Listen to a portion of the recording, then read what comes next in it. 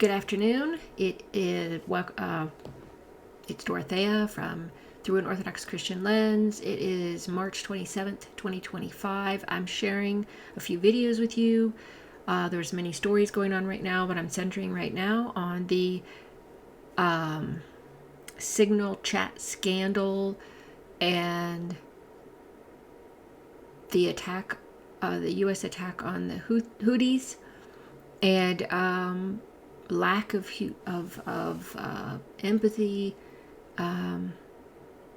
There's no respect for life these days. It's basically what I'm centering around and what I've noticed and what bothers me. And along with all this, but we're going to start with the scandal with the chat, Signal chat, which I'm sure you heard by now, with Hegseth and Walsh and Vance and Gabbard and all those people that were pulled into this chat, and including Jeffrey Goldberg, the journalist from The Atlantic. The first video I'm going to show you a portion of is Judge Napolitano talking to Max Blumenthal. As you know, Max Blumenthal is an independent, award-winning journalist. And I'm going to play a portion here so you can find out the background of the journalist, Goldberg, and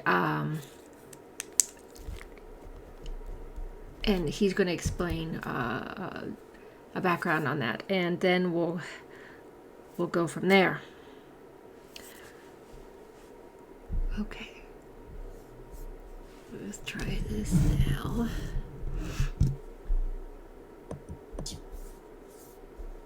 Very hot topic now, and Mr. Goldberg, whom I don't know, and you probably know or know of, being included in a text thread about targeting individuals and the use of various American equipment with which to do it in the Houthis is fascinating and very, very serious. What's your take on this? How did Goldberg get into that mix?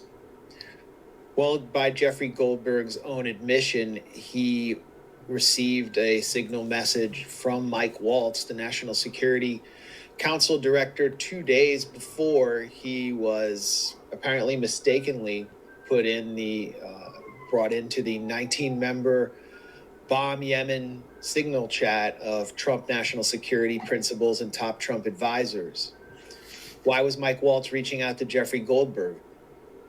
Let's look at Jeffrey Goldberg's history.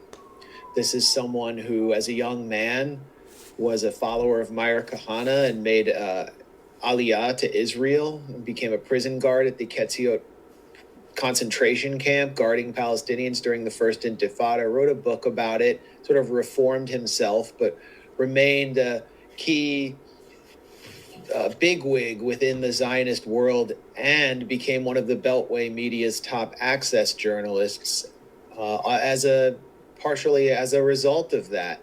And so Jeffrey Goldberg, during the run-up to the Iraq War, was used by Dick Cheney to draw a link between Al-Qaeda and Saddam Hussein. In the New Yorker, Dick Cheney cited Jeffrey Goldberg's reporting twice in Meet the Press appearances. Under Obama, Benjamin Netanyahu used Jeffrey Goldberg to try to push the Obama administration into attacking Iraq. Goldberg was pushing out all these stories that an Israeli attack on Iran's nuclear sites at Natanz was imminent unless the U.S. would step up and do something. And now there's momentum again for an attack on Iran, and suddenly the NSC chief reaches out to Jeffrey Goldberg because obviously he was looking to move the neocon message on behalf of the neocon elements in the Trump administration. I want to say one thing before I forget, and that is the issue of how he was saying, about Goldberg was involved with the Cheney thing and convincing of the Iraq war and to persuade the public, which he is saying this is exactly what Goldberg does. It just reminded me of the similarities between the push of the Iraq war and the push of the war with push by U.S. for a war with Iran, where with Iraq, it was, oh, they have WMDs. We've got to stop them. We got to stop them. We've got to stop Iraq. Saddam has weapons of mass destruction, and that turned out to be false. And then you have the Iran were saying now, oh, well, it's making a nuclear weapon, it's going to make a nuclear weapon, or it has made it, it's on the brink of making a nuclear weapon. We got to stop them before they get this nuclear weapon. It seems the same type of modus operandi. So I just wanted to say that. And it looks like Goldberg was in Mike Waltz's phone, and he brought him into this group. To me, it has to be a mistake. Otherwise, it's suicidal, because Jeffrey Goldberg, while being pro-war, while representing a neoconservative element, is also editor-in-chief of one of the most anti-Trump magazines in the country, in the Atlantic. So why would you bring him in to this smoke-filled chat room? So Mike Waltz literally brought him in, but he must have thought it was somebody else's phone number? Well, if your name is showing up as a bubble that has your first two initials on Signal, it could have been the U.S. Trade Representative whose initials were JG. It doesn't seem like Mike Waltz or whoever's operating Mike Waltz's devices is the brightest bulb. And so there it was. I mean, what else could the explanation be? We're hearing from Trump cultists that what really happened was Trump was trying to get some kind of secret message out there, which resulted in hugely embarrassing hearings today at the Senate. So it really just doesn't stand to reason that this was intentional. It was an own goal, but they were lucky that Jeffrey Goldberg was the man in there, because what did Jeffrey Goldberg do once he discovered that this chat was real? It wasn't some kind of prank. He did the opposite of what I would have done. Right. What I think any adversarial journalist would have been absolutely protected by the Pentagon Papers case. The government is stupid enough to raise the blind and let you look in. You're a journalist. You're entitled to publish it. It's of material interest to the public. Instead, absolutely. Goldberg shut it down. Absolutely. Jeffrey Goldberg went and basically told the manager that he was in a place he wasn't supposed to be. Why would he do that? He left the chat. Any journalist, I mean, what I would have done was I would have stayed in there, gathered as much information as possible. I would have had a best-selling book. I would have had hundreds of scoops. I would have seen how the sausage is really made. This is an illegal war. And that's what the story really should be about, is the policy. But what Jeffrey Goldberg did by leaving, then telling the White House, then blowing this whole thing up, was to make it an OPSEC failure scandal, which is sort of a palace intrigue about a bunch of bumbling idiots, from the stupid party who aren't supposed to be in these posts that should be occupied by really smart guys like Jake Sullivan screwing around with national security. The real story is a gargantuan empire waging an illegal war without congressional approval on a poor besieged country because it is controlled by the only force on the planet that is actually taking up arms to stop the Gaza genocide, which Jeffrey Goldberg supports. So Jeffrey Goldberg didn't want it to go there. He steps away, makes it about OPSEC, about bumbling fools, and that fits with the whole Beltway press culture, which wants us to be. Why are Trump, Hegseth, even Sebastian Gorka trashing the Atlantic rather than trashing Mike Waltz? Great question. Why isn't Mike Waltz fired? Right. I mean, Trump fired. Why isn't Mike Waltz being prosecuted? That kid, Jack Teixeira, is in jail for 20 years for revealing far less relevant, far less timely national security data than what Waltz caused to be revealed by Goldberg. Well, even from the point of view of Donald Trump, I mean, he just made Trump look bad, very, very bad. And Trump tends to fire people when they do that or become vengeful towards them. He's fired hundreds and hundreds of Department of Veterans Affairs longtime employees, but unlike Mike Waltz, they don't have the backing of Miriam Adelson. I mean, Mike Waltz is there for a reason. He is a longtime Israel lobby plant who rose through the congressional ranks because he is an anti-Iran hardliner. And so his position for now is secure.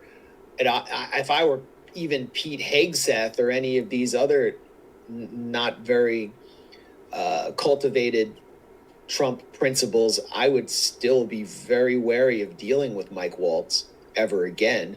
And what Gorka and Hegseth are doing by just attacking Jeffrey Goldberg as a leftist, fake news media journalist, non-journalist, is trying to keep the Trump base secure. Those, Hegseth even brought up Russia, like the Russiagate hoax. And that's to make the Trump cultists believe that this is actually some kind of fake scandal that the liberal media is putting on Trump, when in reality, it's about the Trump administration being heavily penetrated and controlled by neoconservative elements like Mike Waltz, who are reaching out to Jeffrey Goldberg to sell a policy that contravenes the America First policy that Trump sold his base. So it's all just like, before we see a kind of a circular firing line, they're circling the wagons to protect, number one, Donald Trump, who has sold out his base already within just a few months. I'm going to play a clip in just a moment, but before we do, one of the things that Goldberg quotes Hegseth as saying, and this is really crazy in light of what has happened, is that Hegseth says, no one knows who the Houthis are. Just say Biden failed and Iran funded them. Good Lord. If no one knows who the Houthis are, he doesn't know who he's trying to kill and why he's trying to kill them? Oh, Lord. Well, he's basically saying the American public doesn't care and has no idea why we should be fighting these people in Yemen, because they clearly pose no threat to the American public. J.D. Vance, who's sort of on the other, Hegseth's on the Trump loyalist, Trump lackey side of the debate. He'll do whatever he thinks Trump wants, and once the policy's handed down, Hegseth's job is just to sell it to the public. He's just a Fox News hack. Mike Waltz is on Netanyahu's side. He's playing the role that like a Mike Pompeo would have played in this administration. Right. And then on the other side, you've got Joe Kent, who is operating under Tulsi Gabbard as her counterterrorism director, and J.D. Vance, who are sort of the realist, more cautious voices. And you can see both of them speak out against the policy. This is why I thought it would be so valuable if you had an actual journalist in there, unlike Jeffrey Goldberg, who would have stayed there and documented all of the debates as they panned out. But Vance says there's no American interest being advanced here. Only 3% of U.S. shipping goes through the Suez Canal. What we're basically doing is protecting European shipping. He doesn't say Israeli shipping because that's the only thing that the Houthis were planning to attack. And then Joe Kent says, why are we operating on such a tight timeline? We could wait even longer, another month, because Kent is trying to delay the war. Both of them are clearly against it, but they ultimately have to fall in line like good soldiers will do, or they won't have careers. So there's a debate going on there, and what we can see through these very valuable conversations is an acknowledgement that this war on Yemen serves no national security purpose for the United States and is not protecting Americans. Yep. Exactly. Again, I agree 100% with what Max just said. I think he's spot on. So we're going to go from that to I'm going into Kim Iverson's take on this scandal, this chat, this Signal chat, and because when I first heard about it, I was disgusted, and I had the same exact feelings that Kim had, and so I'm going to share that because I think she says it really well, and then I will share a bit of my feelings. Okay, I start her at, okay.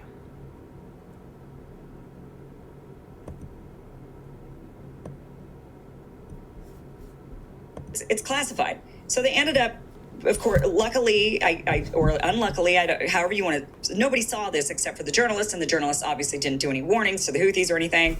And so ultimately, the bombs were dropped. The target was hit. And not only was the target hit, but so were 5 civilians. They were killed, as well as 15 people injured, many of them severely. And the reaction, this is what gets me. The reaction now coming from the team, you've got J.D. Vance saying, I will say a prayer for victory, okay? Then you've got Michael Waltz confirming that the building had collapsed. So this wasn't just, we're taking out this one target with a drone and trying to minimize collateral damage. There wasn't really any discussion about collateral damage in this. Instead, Michael Waltz says, VP, building collapsed, had multiple positive ID, Pete, Carilla, the IC, amazing job. So he's saying the building collapsed with the target inside. Great job, guys. JD Vance is like, what? He didn't understand. Michael Waltz then clarifies, says typing too fast. The first target, their top missile guy, we had positive ID of him walking into his girlfriend's building, and now it's collapsed. No question or conversation about, is the girlfriend dead too? You know, just like this girlfriend that who knows when he met her last month and now she's dead or whatever, right? I mean, JD Vance then says, excellent. You know, excellent that this guy walks into a building and they've collapsed an entire building with people in it. John Ratcliffe, a good start. Michael Waltz then says, you know, he gives a fire emoji and a fist bump and a fire emoji. Then you've got, you know, here, Tulsi Gabbard, great work and effects. I mean, Steve Witkoff, you know, given his emojis, you know, we're strong. This isn't how it looks in the movies. You know, I'm just going to be honest with you. And I think that's what our expectation is when our leaders get together and they decide to take life, especially in another country. They decide to bomb a country and take life. What are we used to seeing in the movies? They sit in a situation room. They've got it on the screen. You know, they're saying, there's the target. He's walking in. They have a discussion about civilians. How do we minimize civilians? Wait, there's a kid. Don't drop the bomb, right? I mean, this is what we see in the movies because this is how we like to envision ourselves. That's why I'm using movies as an example. So they see a little baby, a kid, and oh, wait, don't drop the bomb yet because there's a civilian. Let's wait for the civilian to clear. Oh, okay, the civilian's cleared. All right, drop the bomb. Or, well, we had a conversation about the collateral damage. It was worth it. And they drop the bomb, and everybody there is solemn. They're not fist bumping. They're not cheering. They're not sending emojis. They're solemn, and they're saying, okay, America's safer. I mean, it's really, really unfortunate that we have to take life, God-given life. And those out there who are the God-fearing Christians that are pro-life when it comes to babies. Exactly. Yet so callously not pro-life when it comes to people walking the earth. It's instead a callousness of you're just an enemy, you're a rodent, you know, I could just kill you at will. Like as if God, those of you who believe in God and are Christians, as if God didn't love that human being, as if God didn't create that human being.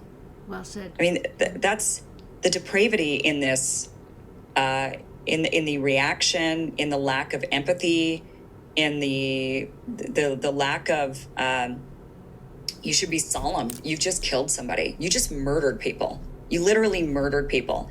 And you could justify it away and say, well, they shouldn't have been dating a terrorist, or they shouldn't have loved, you know, they shouldn't have been the child of the terrorist.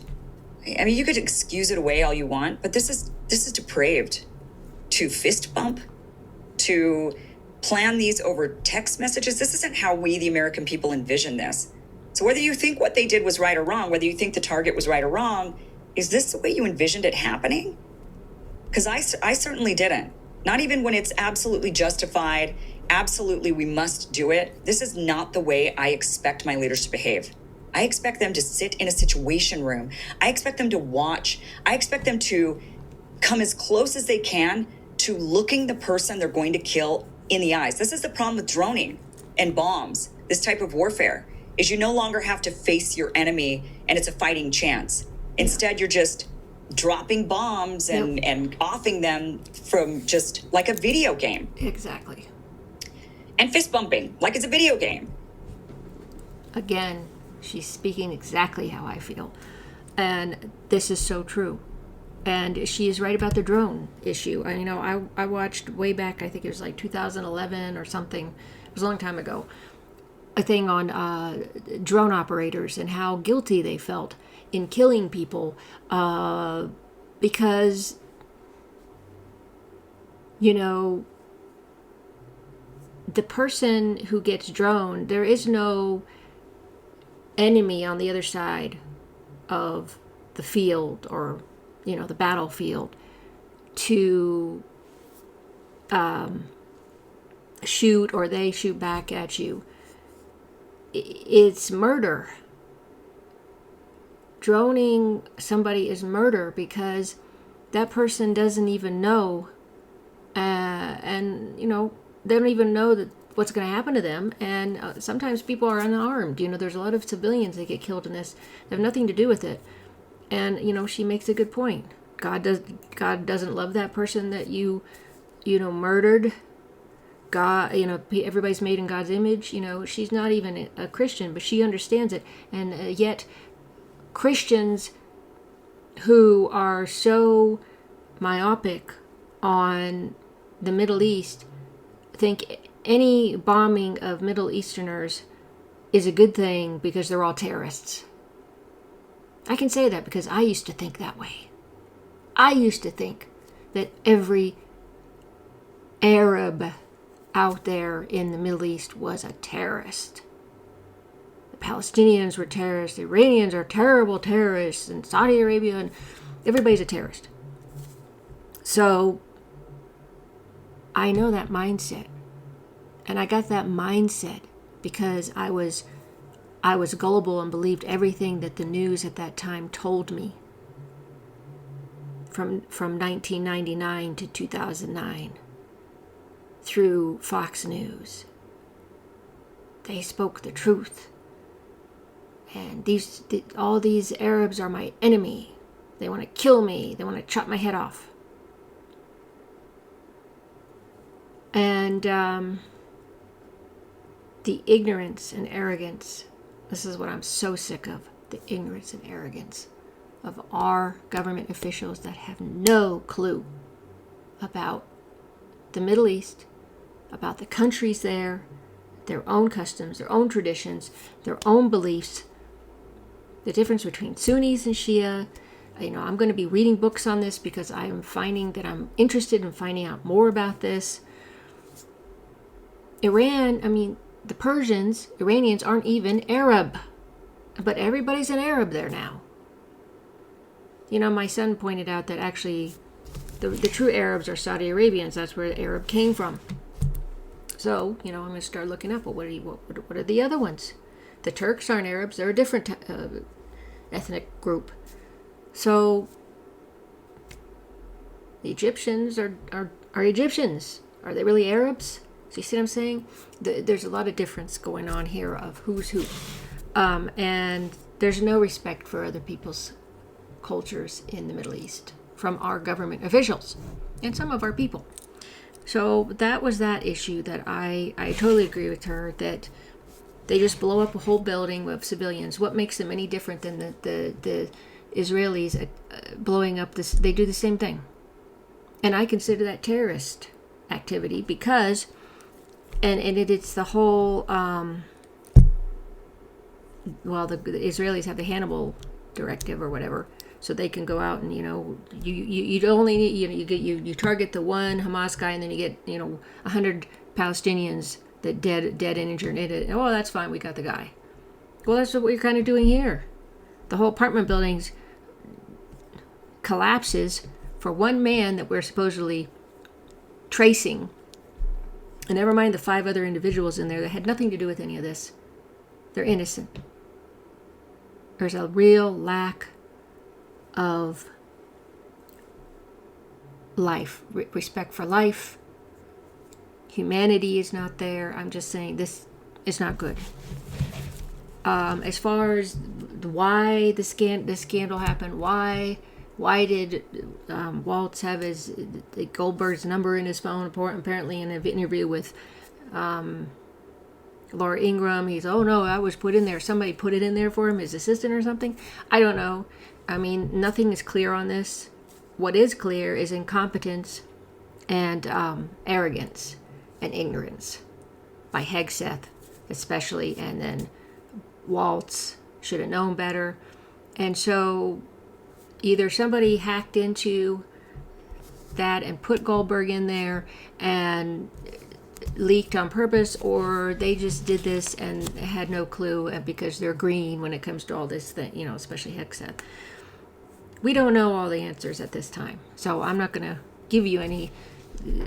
I don't have an answer. So all I know is the optics and everything are horrible. Okay? We're going to go with a little portion of Larry Johnson with where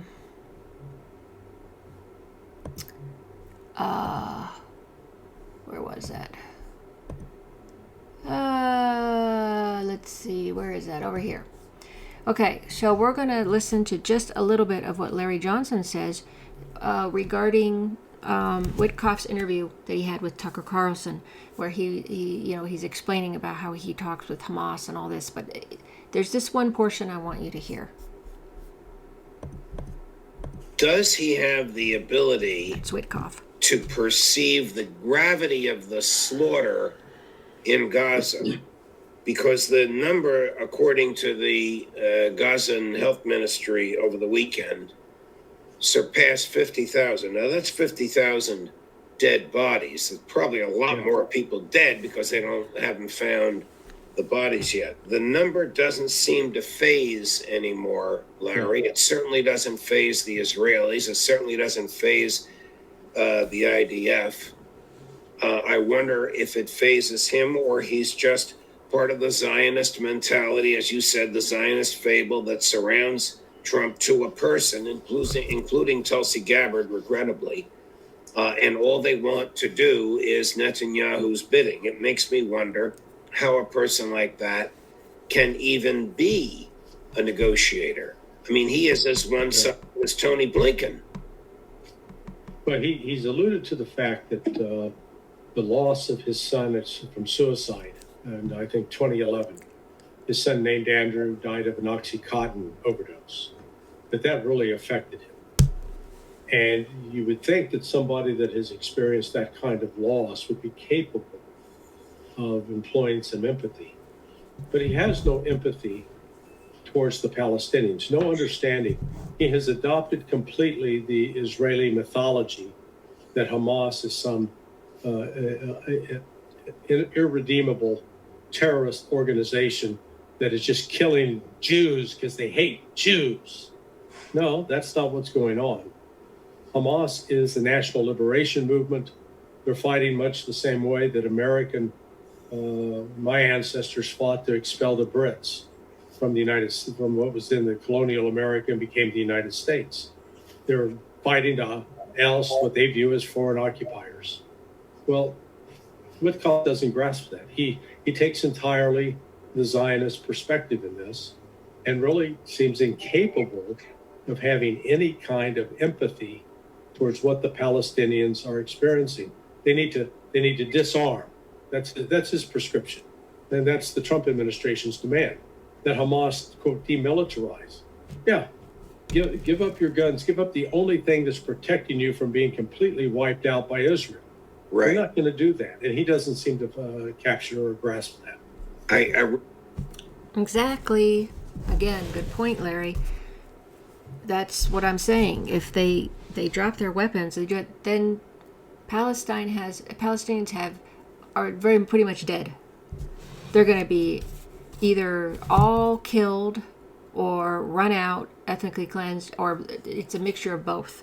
There is no other fate for them if they don't have Hamas. Yeah, Hamas isn't the greatest, but if you don't if you had to choose between being those two things, starved to death, which is another thing that they do, starved to death, killing of all of the people, ethnically cleansing them from the land, or allowing Hamas, an imperfect group of people that are trying to be freedom fighters, to fight for you, what are you going to choose? You're going to choose somebody that's going to help you. You know, beggars can't be choosers. They don't have anybody else, okay, except the Houthis, okay? And again, nobody understands the Houthis. As you heard Max say, as you heard, I mentioned this, Max said, they're only going after Israeli ships. What happened was the bombing happened because, it's a long story. The original reason why the Houthis came in there is because they wanted to disrupt the genocide that was going on in Gaza by the Israelis. And they wanted to stop supplying of weapons into to Israelis to continue that terrible murder, mass murder and slaughter. That's what that was. Okay, so the next one I'm going to share in the last, well, one of the last two videos is I'm going to play this. Okay, I'm going to play this one little part of what, and you know, Larry can explain some of it. I'm going to play though this one part where he says a certain thing, Witkoff, that really, no, not this one. Sorry, this one. I believe it's in the right area. Let me find out. Getting into names. Yeah.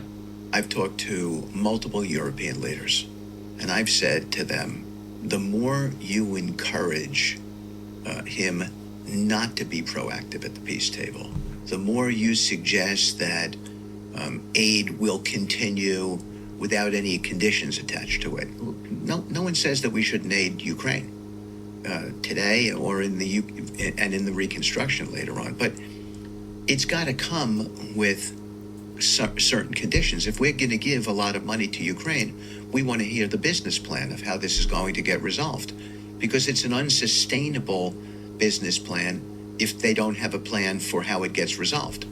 We just can't forever give money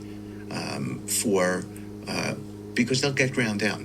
And ultimately, and this is, we've discussed this in the administration, ultimately, what you can't have here is risk of any kind of nuclear action, even a tactical nuclear action. I mean, even if it's not a big bomb explosion, Doesn't matter. Just a tactical nuke would take stock markets down all over the world. Well, they haven't been.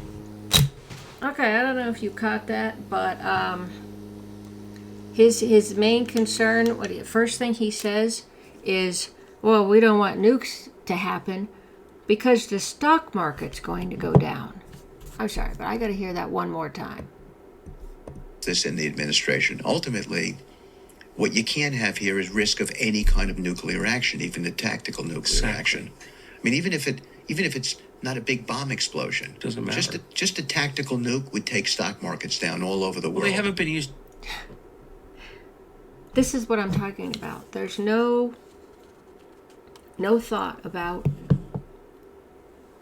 people being killed.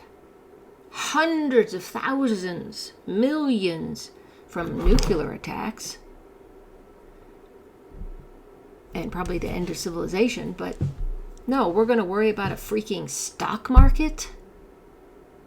That really bothered me. You know, I'm like, who the heck cares about stocks when when nuclear bomb has gone off? Come on, show some humanity, you know? And I thought Witkoff, he comes off as a pretty decent guy, but he's not thinking like a diplomat, as Colonel Wilkerson is about to tell you, because he says it very well of how I was feeling. In 80 years, they've been used exactly twice in human history. We can't allow it to happen. It's not a precedent you want at all. And while I think we have to get a fair deal for Ukraine, we cannot allow that country to drag us into World War III. And that's not my policy. That's President Trump's policy. Yeah. Listen to the language.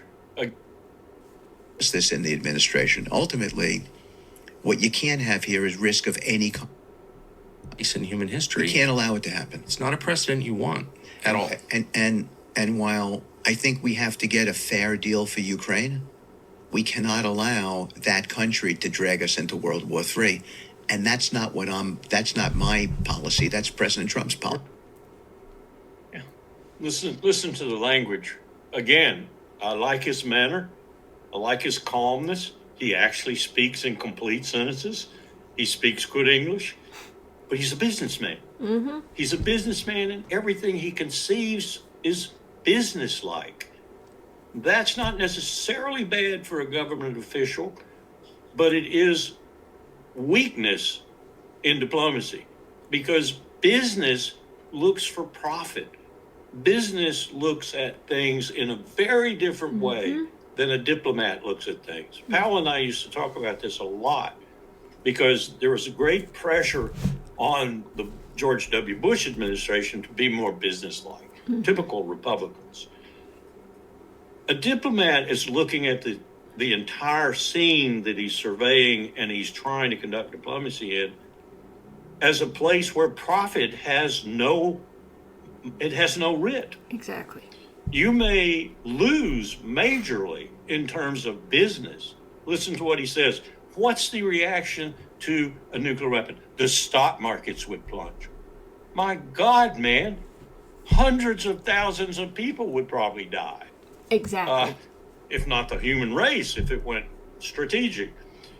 That's the businessman's approach. That's not the diplomat's approach. The diplomat has to think not in terms of profit, but in terms of the interest of his country, the interest of others, especially his allies and friends, and ultimately the interest now, when you're talking nuclear weapons, of the globe.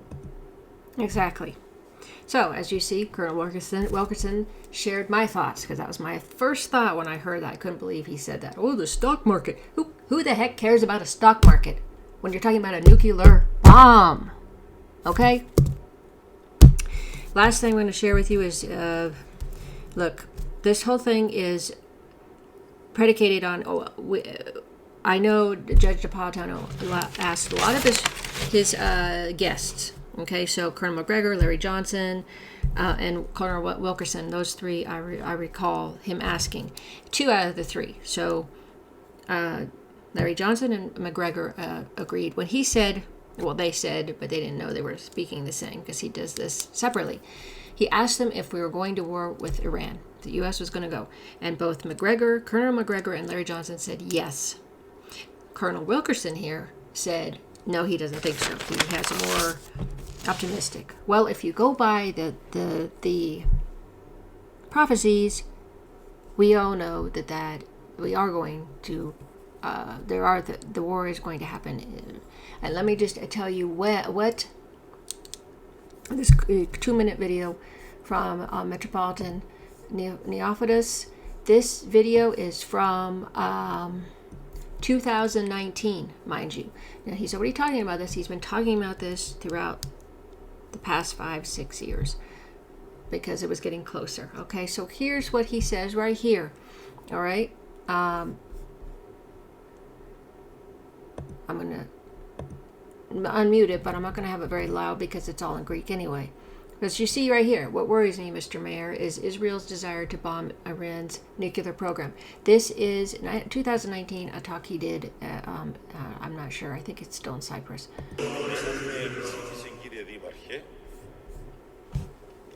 Η διάθεση των Εβραίων να βομβαρδίσουν το πυρηνικό πρόγραμμα της Περσίας.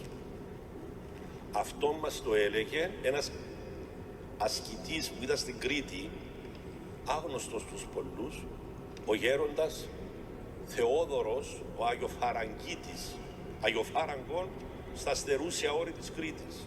Εκοιμήθη πριν 3 χρόνια, Μεγάλη Εβδομάδα, και μας έλεγε, παιδιά μου, θα πίνετε τον καφέ σας και θα ακούσετε ότι οι Εβραίοι εκτύπησαν το πυρηνικό πρόγραμμα της Περσίας. Τότε θα ξεκινήσουν τα μεγάλα γεγονότα. Και την ίδια εποχή ή λίγο πιο πριν θα πέσει ο Ερντογάν. Αυτά θα είναι τα σημεία που θα έχετε για να καταλάβετε ότι τα μεγάλα γεγονότα έρχονται. You'll notice it says right there, and Trump is also supporting this goal formally. At that time, we didn't even know, what was going to happen at that time. But here he is talking about that Trump was going to be supporting this. Now, he doesn't mention that Trump, you know, he didn't say any prophetic thing about Trump getting in office, but I found that very interesting looking back at this video. Τώρα που βλέπω τους Εβραίους ξεκάθαρα, χωρίς περιστροφές, να λένε Oh, and I will say, you know, Trump was still in office at that time, so he could be talking about that, but still, the point is about Iran. ότι εμάς ο στόχος μας και ο Τραμπ να υπηρετεί αυτόν τον στόχο. Επίσης ξεκάθαρα, αντιλαμβάνομαι ότι τα μακρά γίνονται κοντά. Πόσο κοντά δεν μπορούμε να ξέρουμε, διότι η μετάνοια και του πιο μικρού ανθρώπου μπορεί τα γεγονότα να τους δώσει μια όθηση προς τα πίσω, για να δώσει χρόνο μετανοίας ο φιλάνθρωπος Χριστός σε περισσότερους ανθρώπους στη γη. Και ρώτησα αυτόν τον άνθρωπο του Θεού, του λέω, αδερφέ μου, τι λες εσύ? Και μου είπε, δέσποτά μου, είπαμε πολλά, μου λέει, περί προφητιών. Οι προφητείες πλέον ετελείωσαν. Άκου τι μου είπε. Οι προφητείες από εδώ και πέρα είναι ειδήσεις. Οι προφητείες, μου λέει, πλέον είναι ειδήσεις. Θα τις βλέπουμε στην τηλεόραση και θα τις ακούμε στο... You will see the prophecies on TV and hear them on the radio. Okay. So in any case, you know, this always is in the back of my mind, considering what's going on and the craziness about going to war, Iran, and like I'll just remind you. Let me go back over here because we're done with the videos. Let me just remind you that the supreme leader, the Ayatollah Khomeini, does not believe in having nukes because it's against his religious belief. Okay, so let's just go there. And I've already shared all my thoughts on this, of how terrible it is, but I just wanted to let you know my battery's going. So I hope you got a lot out of this video. I hope, you know, share your thoughts. What do you think? You know, do you agree with me, or do you think something else? What do you think is happening with the scandal? Do you think we're going to go to war with Iran? What do you think? Okay, thanks for watching. Please follow my channel, like my videos if you like my videos, share my channel, share my videos, and I hope you have a great rest of your day. Until next time.